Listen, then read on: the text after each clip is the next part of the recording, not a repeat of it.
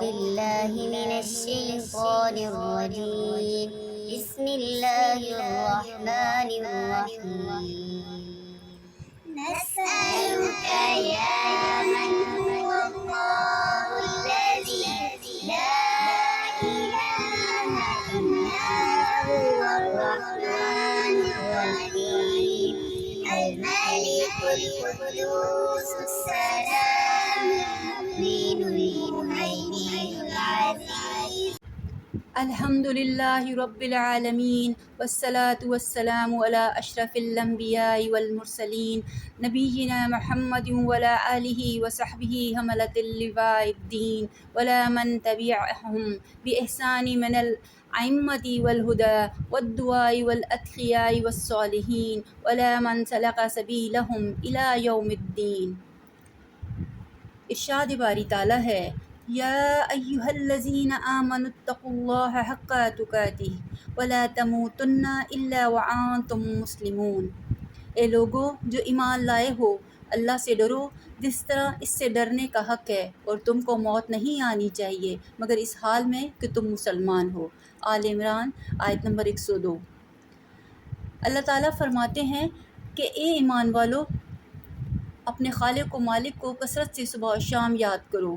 فرمان الہی ہے، یا ایہا الذین آمنوا اذکروا اللہ ذکرا کثیرا وسبحوہ بکرۃ واسیلا۔ سورہ احزاب آیت نمبر 41-42۔ اے لوگو جو ایمان لائے ہو، اللہ تعالیٰ کو کثرت سے یاد کرو اور صبح و شام اس کی پاکیزگی بیان کرو۔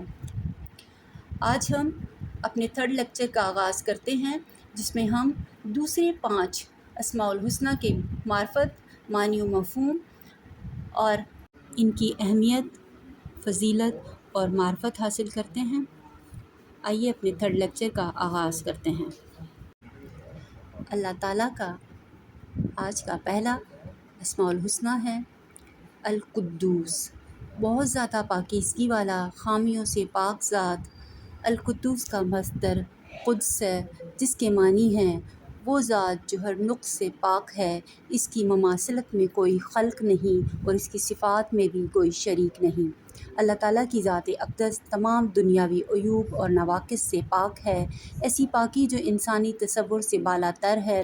القدوس کے ایک معنی برکت والا بھی ہیں۔ ارشاد باری تعالیٰ ہے، هو اللہ الذی لا الہ الا هو الملک القدوس السلام المؤمن المہیمن۔ سورہ الحشر آیت نمبر 23۔ وہی اللہ ہے جس کے سوا کوئی معبود نہیں، بادشاہ نہایت پاک، سب عیبوں سے صاف، امن دینے والا، نگہبان، غالب، زور آور اور بڑائی والا۔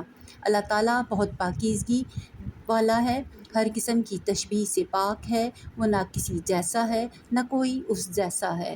اس کی صفات کی دنیا و آخرت میں کوئی مثال پیش نہیں کی جا سکتی۔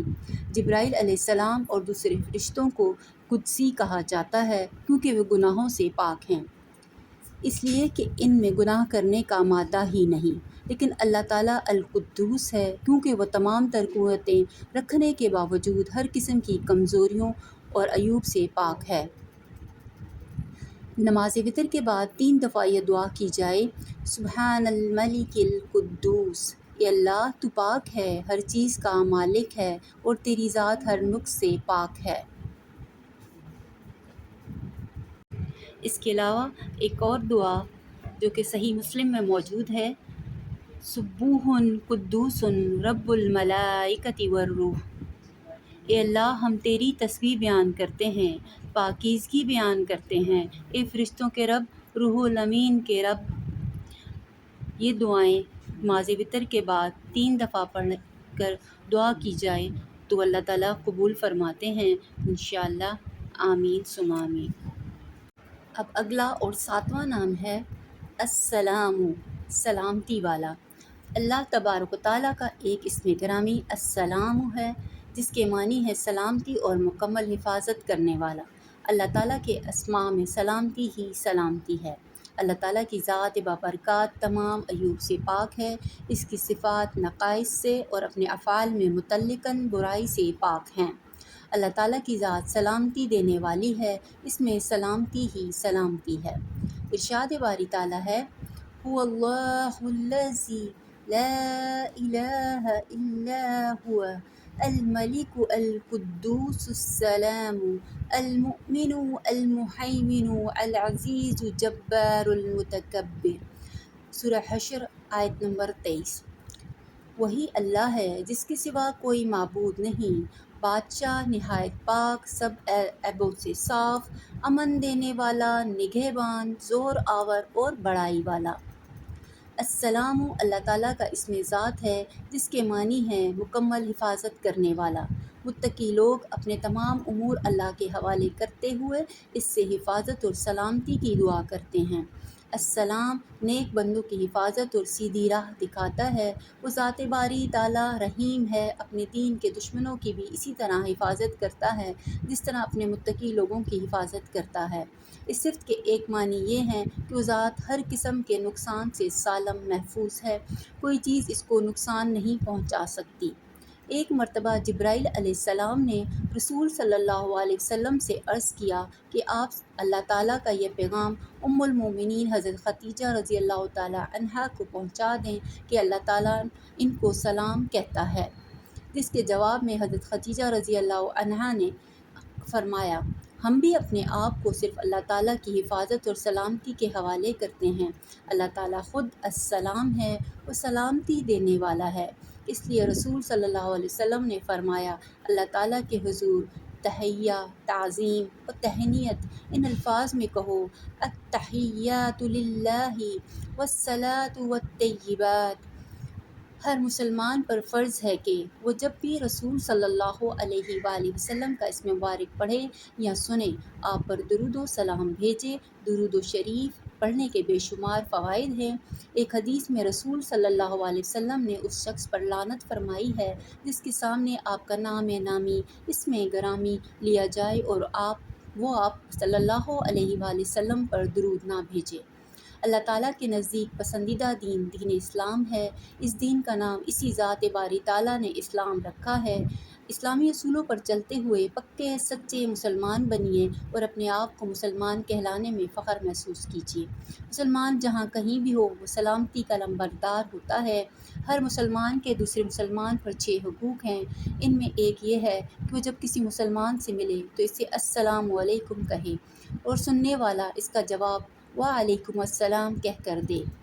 اللہ تعالیٰ سے سلامتی کے لیے یوں دعا مانگنی چاہیے اور اس دعا کو ہر نماز کے بعد پڑھا جائے یا مانگا جائے۔ اللہم انت السلام ومنک السلام تبارکت یا ذا الجلال والاکرام۔ اے اللہ تو سلامتی والا ہے اور تجھی سے سلامتی ہے، تو بابرکت ہے، اے بزرگی اور کرم والے۔ آمین ثم آمین۔ اللہ باری و تعالیٰ کا اگلا نام المومن، امن دینے والا۔ اللہ تعالیٰ امن دینے والا اور امن کی ضمانت فراہم کرنے والا ہے۔ اللہ تعالیٰ کی ذات میں امن ہی امن ہے۔ چونکہ وہ ذات باری تعالیٰ امن کو پیدا کرنے والی ہے، اس لیے اس سے امن طلب کیا جاتا ہے، ایسا امن جو اس کی ذات کے علاوہ کسی اور سے متصور نہیں۔ امن سے بڑھ کر ہوئے زمین پر کوئی نعمت نہیں۔ امن کا مترادف خوف ہے جس سے ہر کوئی پناہ مانگتا ہے۔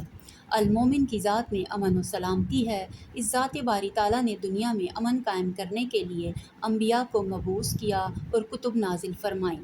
اس کے انبیاء دنیا میں امن کا پیغام لے کر آئے جن کے برہان میں سچائی ہے۔ ارشاد باری تعالیٰ ہے فَأَيُّ الْفَرِيقَيْنِ أَحَقُّ بِالْأَمْنِ إِن كُنتُمْ تَعْلَمُونَ الَّذِينَ آمَنُوا وَلَمْ يَلْبِسُوا إِيمَانَهُم بِظُلْمٍ أُولَئِكَ لَهُمُ الْأَمْنُ وَهُم مُّهْتَدُونَ۔ سورہ انعام آیت نمبر 81-82۔ سو ان دو جماعتوں میں سے امن کا زیادہ مستحق کون ہے اگر تم خبر رکھتے ہو؟ جو لوگ ایمان رکھتے ہیں اور اپنے ایمان کو شرک کے ساتھ مخلوط نہیں کرتے، ایسوں ہی کے لیے امن ہے اور وہی راہ راست پر چل رہے ہیں۔ اللہ تعالیٰ نے قرآن کریم میں جا بجا دعوت فکر دی کہ غور کو غور کرو امن کا مستحق کون ہو سکتا ہے، ایک وہ شخص جو اللہ تعالیٰ کی نافرمانی کرتے ہوئے اس کے ساتھ شرک کرتا ہے، یا وہ شخص اس کی توحید کا قائل ہے۔ اللہ تعالیٰ نے اہل توحید کو امن کی ضمانت دی جس سے ان کے دلوں کو سکینت حاصل ہوتی ہے۔ امن کا مترادف خوف ہے۔ اللہ تعالیٰ نے سورہ قریش میں اہل قریش پر بہت بڑا احسان جتلایا اور فرمایا ہم نے تم کو خوف میں امن عطا کیا۔ یہ خانہ کعبہ اور حاجیوں کی خدمت کا صلہ تھا۔ جب کسی قوم کی بدعمالیوں کی مقدار بڑھ جاتی ہے، امن و امان کی صورتحال ابتر ہو جاتی ہے اور اہل زمین پر ظلم و تعدی سے لوگ عاجز آ جاتے ہیں، کمزور اور ناتواں مقابلے کی طاقت نہیں رکھتے، تو اللہ تعالیٰ اپنے بندوں کے ذریعے امن و امان قائم کرتا ہے، ظالم و جابر لوگوں کو نیست کر دیتا ہے۔ اللہ تعالیٰ نے دنیا میں امن قائم کرنے کے لیے جہاد کا حکم دیا۔ جہاد کو امن کا پیامبر کہا گیا۔ جہاد سے امن کا دورہ ہوتا ہے اور باطل قوتیں دب جاتی ہیں۔ مومن کے ایک معنی ایمان لانے والا اور تصدیق کرنا بھی ہے۔ اہل ایمان امن کے علمبردار اور دنیا کے لیے امن و سلامتی اور بھائی چارے کی فضا قائم کرنے والے ہیں۔ امن قائم کرنے کے لیے جہاد اور جہاد کی تیاری کے سلسلے میں اصلاح کا حصول اور اس کی تربیت حاصل کرنا اللہ تعالیٰ نے اسی لیے ضروری قرار دیا کہ یہ چیزیں امن کی ضمانت ہیں۔ امن و سلامتی کے لیے ہر روز 3 مرتبہ یہ دعا پڑھیں: بسم اللہ الذی لا یضر مع اسمہ شیء فی الارض ولا فی السماء وهو السمیع العلیم۔ بسم اللہ الذی لا یضر مع اسمہ شیء فی الارض ولا فی السماء وهو السمیع العلیم۔ بسم اللہ الذی لا یضر مع اسمہ شیء فی الارض ولا فی السماء وهو السمیع العلیم۔ اللہ کے نام کے ساتھ جس کے نام کے ساتھ زمین و آسمان میں کوئی چیز نقصان نہیں پہنچاتی اور وہی سننے والا اور جاننے والا ہے۔ آمین ثم آمین۔ ہمارا اگلا اسماء الحسنی ہے المہیمن، نگہبان اور محافظ۔ اللہ تعالیٰ اپنی مخلوق کے تمام امور پر محافظ ہے، وہ ہر بھید سے واقف ہے، وہ اپنے بندوں کی نگرانی کرتا ہے اور ان کی حفاظت کرتا ہے جس طرح نگرانی اور حفاظت کرنے کا حق ہے۔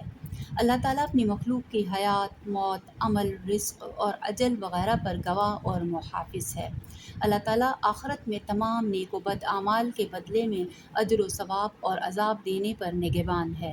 وہ نہ تو کسی نیک عمل کا بدلہ کم کرے گا اور نہ کسی گناہ گار کو اس کے عمل سے زیادہ سزا دے گا۔ اللہ تعالیٰ تمام دنیاوی اخروی عمل کا پورا بدلہ دینے والا ہے، جو نہایت انصاف پر مبنی ہوگا۔ وہ تمام خفیہ امور سے مطلع ہے، وہ سینوں کے بھید جانتا ہے اور اس کے علم نے ہر چیز کو گھیر رکھا ہے، اور وہ اپنی مخلوق کے ہر عمل کا محافظ اور نگہبان ہے۔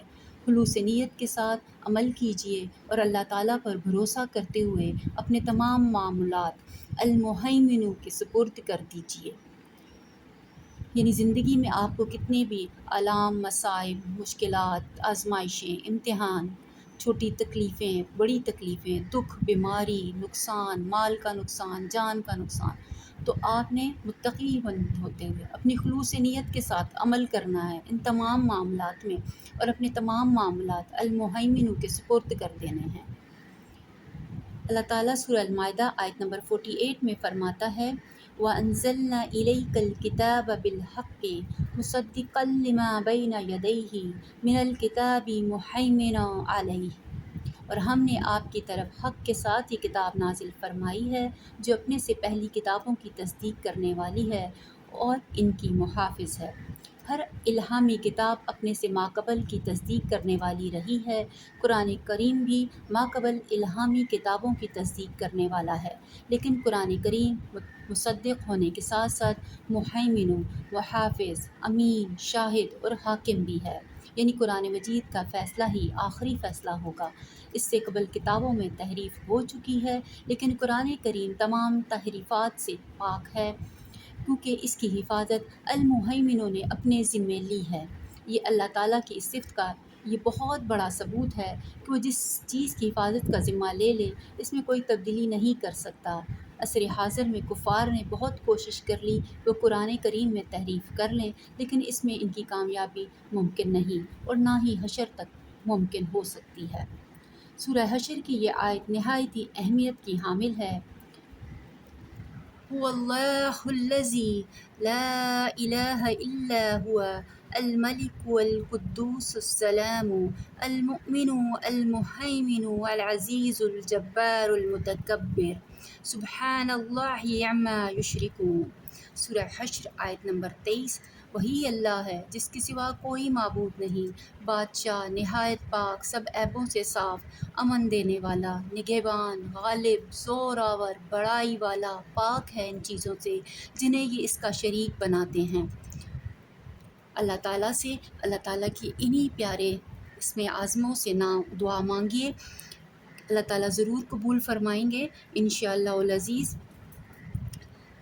اللہ تعالیٰ کے بہت بہت پیارے نام ہیں۔ آپ اپنی تمام حاجات اللہ تعالیٰ سے انہی ناموں کا واسطہ دے کر اس کی انہی صفات و طاقتوں کا واسطہ دے کر اپنی تمام تر حاجات اس سے مانگیے، انشاءاللہ العزیز آپ کی تمام حاجات قبول ہوں گی۔ آج کے لیکچر کا ہمارا اگلا اسماء الحسنیٰ ہے العزیز۔ اس کے معنی ہے غالب، قابل عزت، صاحب مرتبہ۔ اللہ تعالیٰ کی ایک صفت یہ ہے کہ وہ کائنات کی ہر چیز پر غالب ہے۔ اللہ تعالیٰ صاحب عز و عرش اور ہر کام بخوبی انجام دینے میں کامل قدرت رکھتا ہے، کوئی چیز اس کی گرفت سے باہر نہیں۔ مسند امام احمد بن حنبل میں حضرت ابو ذر رضی اللہ تعالیٰ عنہ سے روایت ہے کہ ایک رات رسول صلی اللہ علیہ وسلم صبح تک اس آیت کو پڑھتے رہے، اِن تُعَذِّبْهُمْ فَإِنَّهُمْ عِبَادُكَ وَإِن تَغْفِرْ لَهُمْ فَإِنَّكَ أَنْتَ الْعَزِيزُ الْحَكِيمُ۔ سورہ المائدہ آیت نمبر 118۔ اگر تو ان کو سزا دے تو یہ تیرے بندے ہیں، اگر تو ان کو معاف فرما دے تو بے شک ہر چیز پر غالب حکمت والا ہے۔ تو میں نے صبح آپ سے ایک ہی آیت کو نماز میں پڑھنے کا سبب دریافت کیا تو آپ نے فرمایا اس آیت کو بار بار پڑھ کر میں نے اللہ سے شفاعت کی التجا کی تھی اور اللہ تعالیٰ نے میری التجا قبول کر لی۔ انشاءاللہ میری امت میں سے جو شخص بغیر شرک کے مرے گا اس کو میری شفاعت نصیب ہوگی الحمدللہ انشاءاللہ تعالیٰ۔ اصل عزت اور غلبہ اللہ تعالیٰ کا ہے۔ اللہ تعالیٰ عزت اور غلبہ کا منبع اور سرچشمہ ہے۔ اس کی عزت اور غلبے کی کوئی مثال نہیں۔ وہ جسے چاہتا ہے اور جس قدر چاہتا ہے عزت اور دوسری قوموں پر غلبہ عطا فرماتا ہے، اور جسے ذلت سے دوچار کرنا چاہے اسے کوئی ذلت سے بچا نہیں سکتا۔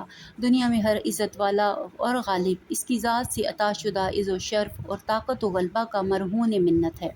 دنیاوی طور پر سب سے زیادہ عزت اور غالب انسان بھی اللہ تعالیٰ کے سامنے بے بس و بے کس اور ہیچ ہے۔ اس کے عزیز ہونے کی کسی سے مشابہت نہیں۔ العزیز نے اپنی رضامندی کو اپنی اطاعت میں چھپا رکھا ہے، لہذا کسی عمل کو چھوٹا نہ سمجھا جائے، نہ معلوم اللہ تعالیٰ کی رضامندی اس عمل میں چھپی ہو۔ رسول صلی اللہ علیہ وآلہ وسلم کی مندرجہ بالا دعا میں جو اللہ تعالیٰ نے خود سکھائی، اپنی طرف سے انکساری اور عاجزی اور اللہ تعالیٰ کی محبت، عزت و مرتبہ، غلبہ اور حکمت پنہاں ہے۔